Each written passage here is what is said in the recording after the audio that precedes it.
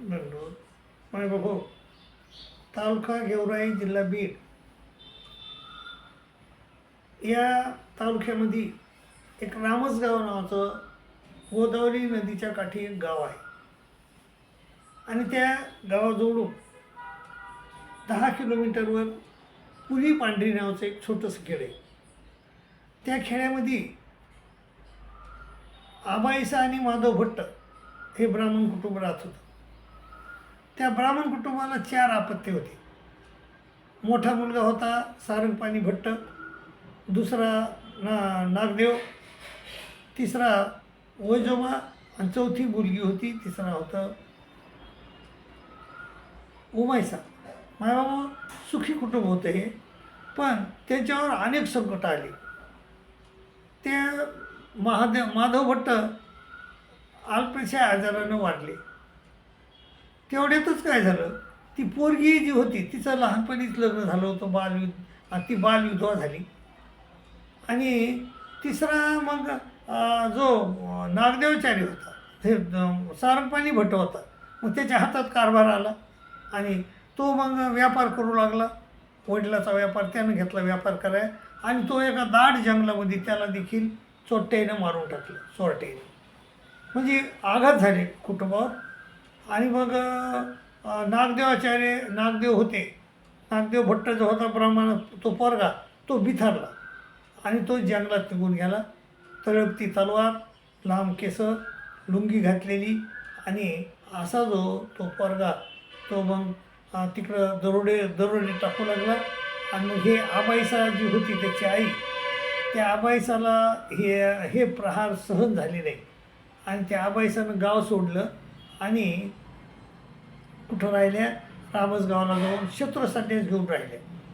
तर बाबा, तर असा हा दुसरा मुलगा त्यांचा नागदेव हा दादोसाच्या माध्यमातून ह्या महानुभाव संप्रदायात आले. स्वामीचा मुक्काम त्यावेळेस सिन्नरला होता. सिन्नरला त्यांची भेट झाली. मग ही त्यांची पहिली भेट होती. सिन्नर, दुसरी बीडला झाली, तिसरी पाटोद्याला झाली, कनाशीला झाली, चौथी कारणखेड्याला, 5वी, 6वी जोगेश्वरीला झाली, आणि 7वी भेट झाली खडकोलीला. 6वी बोध आणि 7वी अनुसरण. 6व्या भेटीमध्ये त्याला बोध झाला आणि 7व्यामध्ये अनुसरण झालं. मायबाबा, आणि हे जे भट्टोबास होते हे स्वामीजवळ 3.5 वर्षे राहिले. एकंदर 4 वर्षे राहिले, पण 4 वर्षापासून श्री चक्रधर स्वामी महाराजांनी त्यांना गोविंदपूर महाराजाकडं 6 महिने पाठवलं. तिथं ते 6 महिने होते आणि मग पुन्हा वापस आल्यावर मात्र नंतरचा काळ जो आहे 3.5 वर्षाचा, तर तो मात्र सतत सोबत राहिले. आणि भट्टोबासाला त्यांनी घडवलं, मोठं केलं. म्हणजे आणि पहिले आचार्य झाले मायबाबा, हे आचार्य झाले. आणि हे आचार्य झाल्यानंतर स्वामीसोबतच राहत होते. ते स्वामीला 1 मिनिटही ते सोडत नसत. आणि स्वामीच्या जेवणाची म्हणजे उपहाराची सगळे थोडं कमवून आणणे, 4 पैसे खेड्याला जाऊन कमवून आणणे, हे पण सगळ्या जबाबदाऱ्या भट्टोबासावर होत्या. आणि भट्टोबासाच्या सोबत देखतच स्वामीला लोकांनी त्रास दिला, त्यावेळेस भट्टोबा सोबत होते. आणि मग तिथून स्वामीला त्रास द्यायला पैठणला, पहिली गोष्ट तर पैठणला त्रास दिला लोकांनी. आणि पैठणहून मग ते चापडगाव वगैरे कोणचं गाव आहे पुन्हा त्या गावाकडे गेले. तिथून मग ते बेलापूरला गेले. आणि बेलापूरला गेल्यानंतर त्यांना नेण्यासाठी राजाची दांडी आली. त्यावेळेस देखील भट्ट सोबतच होते. आणि त्या दांडीत बसून स्वामी देवगिरी किल्ल्यावर गेले. आणि तिकडे गेल्यानंतर त्यांचा म्हणजे त्यांच्याशी त्या राजानं त्या राजाच्या म्हणण्यानुसार त्यांच्या सेवकांनी देवाचं ओगट केलं, शिरच्छेद केला. आणि शिरच्छेद केल्यानंतर स्वामीचं आणि ते शिर आणि धड एकत्र झालं. आणि एकत्र झाल्यानंतर स्वामी उत्तरापंथी निघून गेले. आणि असे 1194 शके 1194 ला स्वामी उत्तरापंथी निघून गेले. आता उत्तरापंथी निघून गेल्यानंतर भटोबास विरहावस्थेमध्ये जाऊन पडले भानखेडीला. आणि भानखेडीहून मग महादाईसा आले तिथं भानखेडीला. आणि भानखेडीहून मग भटोबासाला सावध केलं आणि रुद्धपूरला नेलं. आणि रुद्धपूरला भटोबास मग 14 वर्ष होती. बाबा त्या काळातच, त्या 14 वर्षाच्या काळातच आपलं लीळाचरित्र हा ग्रंथ लिहिला गेला. त्या काळातच अनेक घटना घडल्या. गोविंदप्रभू महाराज दुसऱ्या रुद्धपूर सोडून दुसऱ्या गावाला गेले. त्यावेळेस भटोबास सोबतच होते. 14 वर्ष म्हणजे त्यांची सावली होऊन राहिली भटोबास गोविंदप्रभू महाराजाची.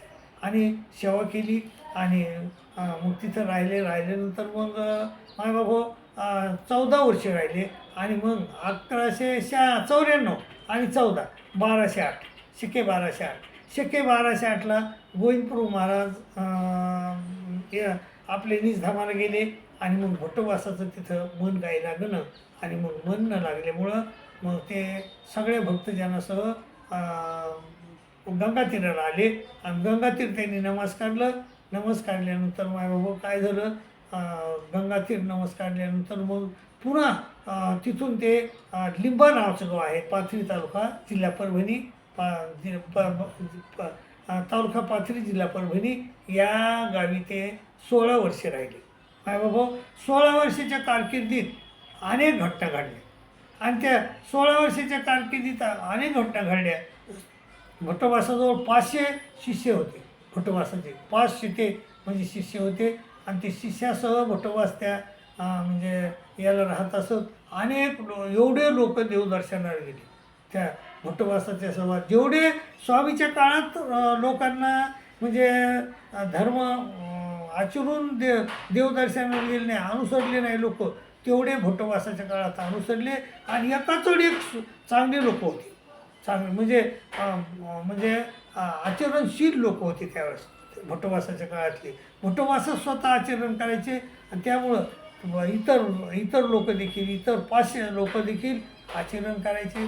त्यांच्या काळात अनेक घटना घडल्या त्या. आणि त्या एकदा तर एक सविकार जोडपं त्यांच्याकडं आलं. म्हातारी म्हणजे म्हणजे याच्यातून गेलेली थोडे 40-50 वर्ष व्हायचे असतील. मग ते तसे लोक आले पती पत्नी. आणि ते पती पत्नी तिथं राहू लागले. आणि मग ते सविकार वर्तन करू लागले. आता इकडं अनुसरल्यावर म्हणजे भटोबासाकडं आल्यावर, धर्मात आल्यावर तरी चांगलं वागावं का नाही, परंतु तरी त्यांनी त्या घरचे चाळे सोडले नाही. आणि हे चाळे भटोबासाच्या लक्षात आले नाही. पण जे इतर लोक होते म्हणजे जे होते तर त्या केशवबास म्हणा असे बरेच लोक होते, त्यांच्या हे लक्षात आलं. आणि त्यांनी भटोबासाला सांगितलं, भटो तुम्ही ह्या दोघायला हाकलून द्या, नाहीतर आम्ही जाऊन येतो. ते म्हणले हा न्याय नाही, मला काहीच माहीत नाही, तुमच्या म्हणण्यानुसार मी त्यांना हाकलून देणं म्हणजे त्यांच्यावर अपराध होईल ना, तो त्यांच्यावर म्हणजे तो अन्याय होईल. तो भटोबासाची न्यायव्यवस्था फार चांगली होती. ते न्यायव्यवस्था म्हणजे अशी होती. मग ते म्हणले नाही, त्यांना हाकलून देणं मला काहीच माहीत नाही, आणि माझ्या अनुभवाला जेव्हा येईन त्यावेळेस मी त्याला हाकलून देईन. आणि ते म्हणले नाही आताच हाकलून द्या. ते म्हणले मग आता नाही हाकलून द्यायला. म्हणले आम्ही निघून जाऊ. म्हणले जा निघून. म्हणजे त्या एका माणसासाठी, 2 माणसासाठी भटोबासानं आपल्या चांगल्या लोकांची कदर केली नाही. जा म्हणले. आणि मग ते खरंच निघून गेले. आणि गेल्यानंतर हे तिघंच राहिले. मग भटोबास, ते 2 जण. आणि ते राहिल्यानंतर त्या लोकांचं सविकार वर्तन भटोबासाच्या लक्षात आलं. आणि मग त्यांनी त्याला काढून दिलं. आणि सर्व भक्तजन आले. आणि भक्तजन आल्यानंतर भक्तजनानं माफी मागितली भटोबासाला. आणि मग भटोबास म्हणले माझ्या काय सर्व अंगाला काही डोळे आहेत का? नाही, तुम्ही माझे डोळे आहेत सगळेजण. मग असं म्हणले. आणि त्यांना सुख झालं असं प्रत्येक ठिकाणी मायबाबा सुख झालं असं लिहिलेलं आहे स्मृतीस्थळामध्ये. एकदा उमाईसा म्हणजे भटोबासाची बहीण, तिच्या करवंदीतलं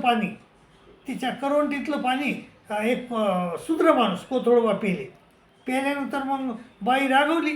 ती म्हणे तू शूद्र माणूस आहे, माझ्या याच्यातलं कसं पाणी प्यायला?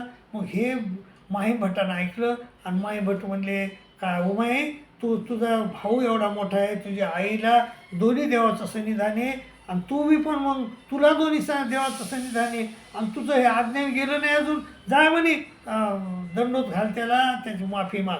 मायबाबा अशी गेली, त्याची माफी मागितली. म्हणजे भोटवासाच्या बहिणीला पण काही मान नव्हतं तिथं. जो सजा करील त्याला बिलकुल शिष्यात मिळेल असा भोटवासाचा न्याय होता मायबाबा. असं भोटवास होते. आणि भोटवास हे तिथं 16 वर्षे राहिले लिंब्याला. आणि लिंब्याला 16 वर्षे राहिल्यानंतर एक दिवस ते देवदर्शनाला गेले. तर मग भोटोबाशी म्हटले हे एक दिवस भोटोबाशी म्हणितले, आजी मज गोसायचा हाकार येईल, आज मला गोसायचा म्हणजे बोलावणं येतं आहे. तर पंडित मुख्य अवघे गजबजले. मग लोक सगळेच घाबरले, दुःख झालं त्याला. कोणी काही निरूपणेचे पुसे.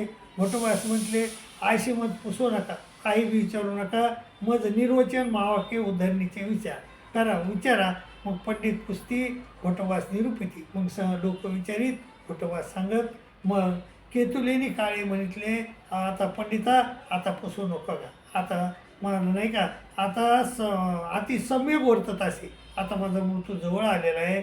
आता तुम्हा 500 गुरुकुळाचे हात जोडून म्हणत असे. बघा विनम्र झाले पुन्हा. शेवटी म्हणले, तुमच्या 500 गुरुकुळाला मी हात जोडून विनंती म्हणतो, गोसाईचा व्यापार चालिता कोणास एकाच गेले असेल, माझ्याकडून काही चूक झाली असेल, तुम्हाला काही मी रागावलो असतो, वाईट बोललो असतो तर असेल, तरी तुम्ही समजती क्षमा करावी असे म्हणून जे. आणि मग भोटोबाशी म्हणितले, आता कोणी बोलू नका का, रडू नका, अवसान झाले प्रहार ती हात नका लावू. 3 तास म्हणजे याला हात लावू नका माझ्या शरीराला. आता मी चक्रधरा बायसा, चक्रधरा पायसाच्या देवा ते आठवतो असे म्हणून निजेले आणि निघाले. मग वासनिकाने विमान केलं. विमानी ताटता मिळे लागले, वळण्या घातल्या, वादे वाजवली, असे गंगेचे थडे आणले आणि तिथं योग्य संस्कार केला. मायबाहो, असे आपले पहिले महानुभाव संप्रदायाचे पहिले आचार्य देवदर्शनाला निघून गेले. आणि हा शिके 1224ला. तर मायबाहो, असा हा अतिशय विद्वान, अतिशय आचरणशील माणूस होता. महानुभाव संप्रदायाचा आचार्य होते ते आपले. असे देवदर्शनाला गेले. त्यांचे दुःख आपल्याला निश्चितच आहे. पण मायबाबा, हा जो संसार आहे हा मृत्यू लोक आहे. इथं कोणी बी मृत्यू पावणारच आहे. परंतु तो तर गेले, परंतु ते कीर्ती रूपाने उरले. स्वामींनी सांगितलं की तुम्ही पुराणेपणे जाल का, तुम्ही पुराणामध्ये तुमची कीर्ती होईल. मायबाबा, त्यांची कीर्ती तर आहे पुराणात. माणूस तर जाणारच आहे, पण माणसाचे जे विचार आहेत ते विचार शिल्लक राहतात. आणि माणसासाठी रडलं न पाहिजे आपण, परंतु त्यांचे जे त्यांनी जे दिलेली शिकवण आहे ती शिकवण आपल्या अंगामध्ये, आपल्या आचरणामध्ये आणण्याचा प्रयत्न आपण निश्चितच केला पाहिजे. मायबाबा, तुम्ही त्या भोटोबासाची म्हणजे शिकवणूक तुमच्या अंगी आणणार, तुमच्या आचरणात आणणार अशी मी अपेक्षा करतो. तुमची रजा घेतो. दंडोत प्रणाम, दंडोत प्रणाम, दंडोत.